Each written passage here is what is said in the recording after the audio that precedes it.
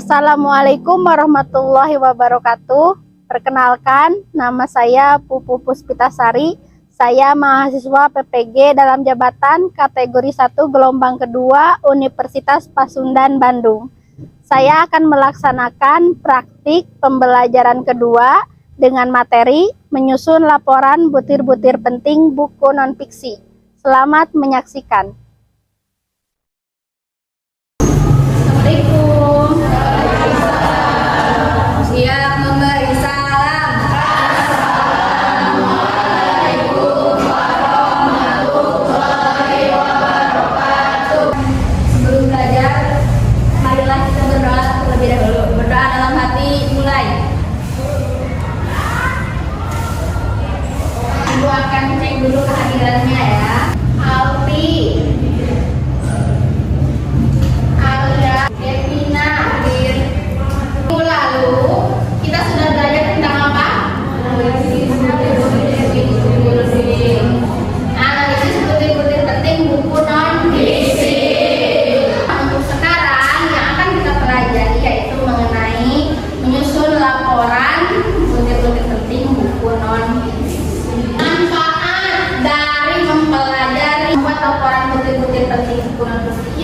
sehari-hari yang memudahkan kita dalam belajar.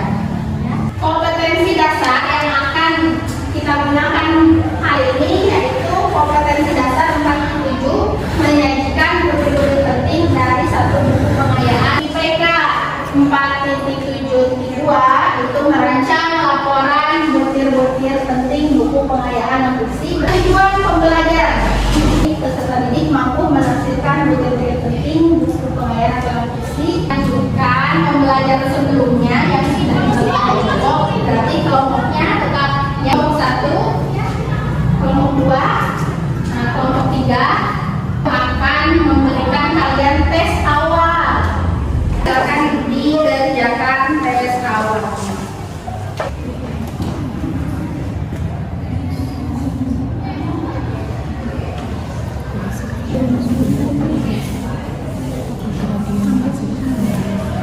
Coba, siapa yang mau membaca ini? Karangan non-fiksi kemudian ditulis menjadi sebuah uraian pengetahuan yang dikaitkan dengan salah satu bidang ilmu. Data buku artinya informasi lengkap tentang identitas buku yang telah dibaca. Misalnya nama pengarang, penerbit, tahun terbit, tebal buku, cetakan ke, nomor ISBN dan ukuran buku. 2. Garis besar isi buku. Garis besar isi buku dapat ditelusuri melalui halaman daftar isi. Buku dapat diuraikan berdasarkan keutuhan isi buku, bahasa, kualitas kedalaman isi, kelengkapan isi, detail penjelasan dan bobot ilmiah di dalamnya. Assalamualaikum warahmatullahi wabarakatuh. Perkenalkan, nama saya Nidya Saputri dari kelas 11 IPS 5. Di sini saya akan menjelaskan tentang buku yang telah saya baca dengan judul Psikologi Komunikasi, pengarang Dr. Andes Jalaluddin Rahman MSE, penerbit PT Remaja Rusda Karya, tebal buku 318 halaman. Kesimpulannya, setelah membaca buku, saya semakin tertarik untuk mempelajari dunia psikologi dan juga di buku dapat meningkatkan kemampuan komunikasi dengan orang lain. Sekian dari saya. Terima kasih. Video tersebut merupakan contoh dari laporan butir-butir penting buku non-fiksi. Yang pertama harus kita cari itu mengenai apa? Data lengkap buku, nomor ISBN,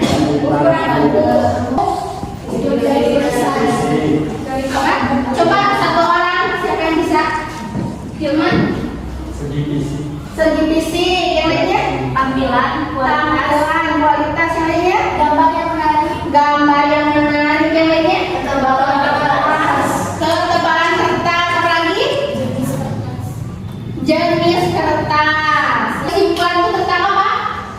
Bagaimana untuk dibaca, layak atau tidaknya untuk dibaca. Terus ada lagi? Berkualitas. Ada 5 poin yang nanti akan ada di dalam laporan butir-butir penting buku non-fiksi. Ini LKPD. Nah, di dalam LKPD ini tugasnya pilihlah salah satu buku non-fiksi atau pengayaan yang akan diidentifikasi sesuai dengan nomor kelompok. Kemudian buatlah laporan butir-butir penting yang terdapat dalam buku non-fiksi yang dipilih. Di lembar kedua ada isian. Tulis judul bukunya, judul buku sesuai dengan buku yang sudah ada di bagi kelompoknya. Kemudian ke garis besar isi buku. Kalau sudah jelas, ibu akan bagikan per kelompok. Dia akan ada presentasi kelompok, yang kelompok perwakilan ke depan untuk mempresentasikan. Cara untuk mempresentasikannya, ibu menggunakan Google Slide. Linknya akan ibu kirim di grup kelas ya, grup WhatsApp kelas.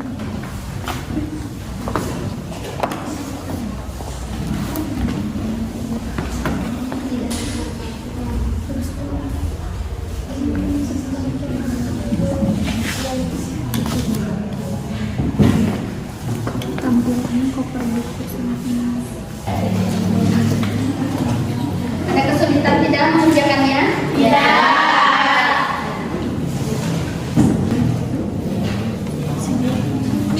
Isi bukunya tentang apa saja?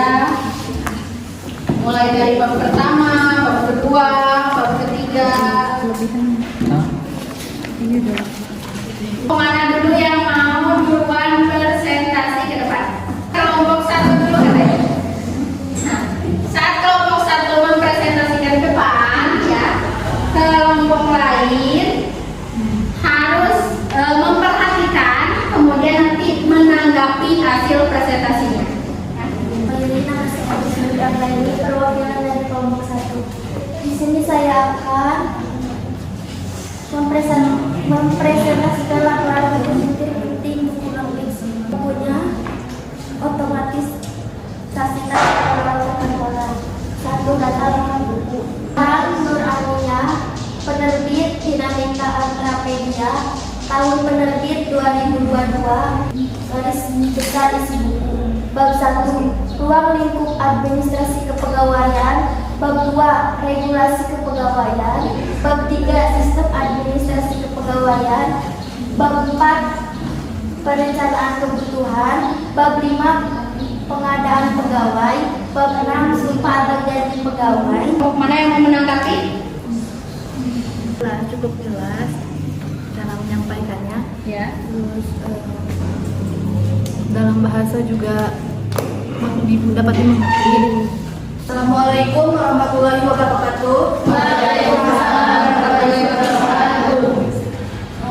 Saya Ida Nurul Fauzia akan perwakilan dari kelompok 2 yang akan mempresentasikan laporan butir-butir penting buku non-fiksi yang berjudul Buku Otomatisasi Tata Kelola Humas dan Keprotokolan.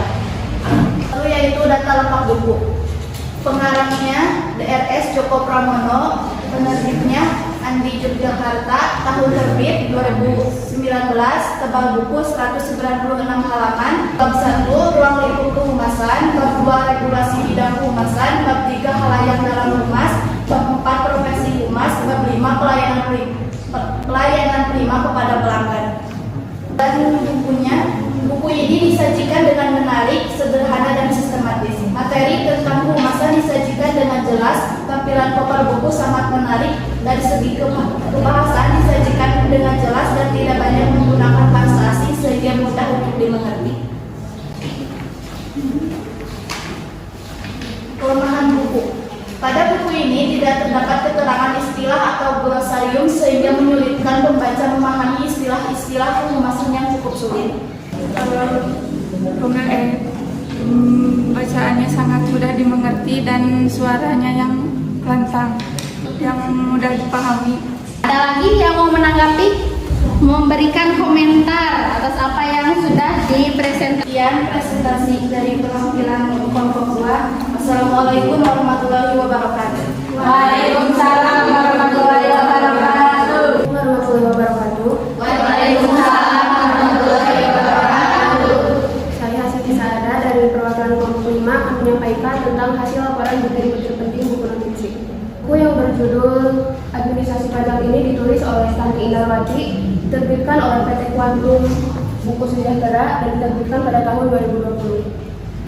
Tebal buku 228 halaman, cetakan ke tidak ada keterangan, nomor ISBN 978 623 7398 899. Ukuran buku tidak ada keterangan.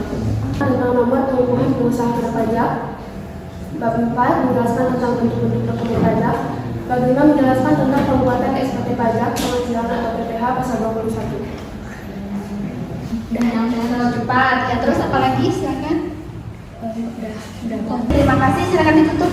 Sekian dari saya perwakilan kelompok 5. Untuk kurang lebihnya saya mohon maaf. Assalamualaikum warahmatullahi wabarakatuh. Waalaikumsalam warahmatullahi wabarakatuh. Assalamualaikum warahmatullahi wabarakatuh. Waalaikumsalam warahmatullahi wabarakatuh.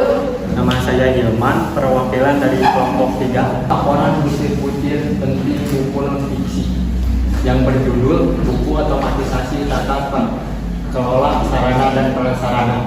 Cara membacanya terlalu mirip dengan dongeng. Yang dongeng itu cara menjelaskan presentasinya.